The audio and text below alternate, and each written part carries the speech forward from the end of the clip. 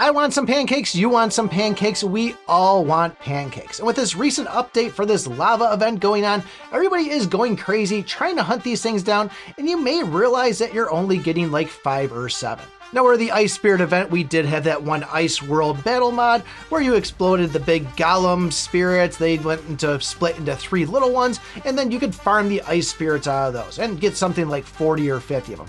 That's not necessarily the case with this. However, though, this game is going to revolve a lot around speed inside it to get these pancakes, and that's where I believe both golden boots and turbo boots are going to be key ones to have.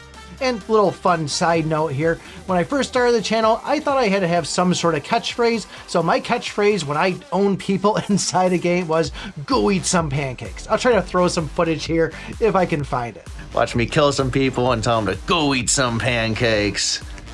Go eat some pancakes! Go eat some pancakes.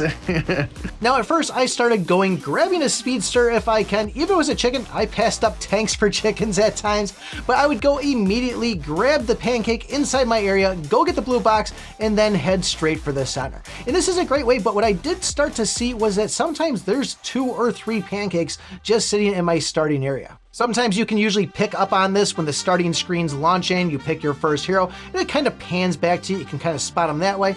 But if that's not the case, you don't see a bunch, immediately go for the blue box. If you need to hold down the turbo to get that blue box drop faster, it's definitely something that is a good idea, because you will be getting 2 boots out of that, and that's where you're gonna start heading to the center, hit those blue box, and make sure you're grabbing pancakes on the way. I totally passed chests on the way there to try to make sure I'm grabbing all the pancakes out of the middle. And once I do have enough blue boxes and it seems like I got a majority of those pancakes, now I can start grabbing the chests and I can also start farming a little bit. Now this is where this strategy comes in, because you made it to the middle, you got your boots, you got some pancakes, and now you'll start seeing some other players enter the middle themselves because they're thinking, I'm gonna go get those blue boots that you've already taken. And you'll even see players on the outer edge. Now this is where I go to the very starting positions and I just blast my way through there. Hog Rider is gonna be key because that's where there's a ton of grass, and I just go running right over the bridges. Hopefully, what you find, most people don't really break the bridges because they're all trying to go to the center too, but I work my way around, and you can usually pick up 1 or 2 of these pancakes in each one of the areas.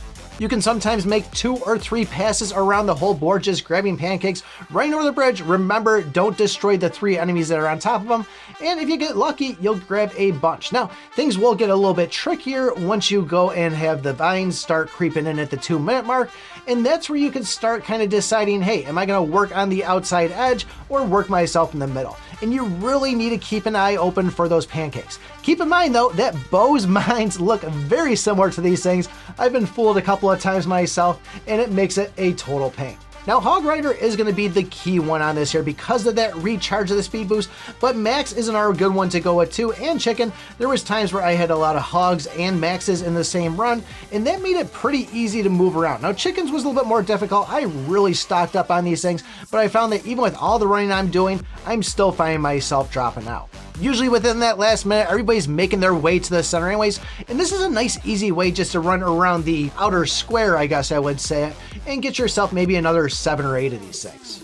Once I see us hit that 30-second mark, that's where I'm going to start working my way back towards the middle to see if I can save up some of my boosts and get into that middle for the gem mine to explode. Now, it doesn't always work, but usually I am able to rank in the top 5. It may not be a first unless it's like the hatchlings one where I can just go and rob off a bunch of those, but at least making it to the center, getting a good ranking position while also stocking up on all the pancakes before, this makes it an incredibly easy way, and I've done this maybe like 7 or 8 times in a row. Like I said, 15 to 20, except for that one where I had Angry Vines. Don't even bother trying to get pancakes and Angry Vines. It's not worth it at all. I was actually quite surprised that I was able to get in the top 5 so many times, seeing how I was just running around for the first 3 minutes ranking 8th place.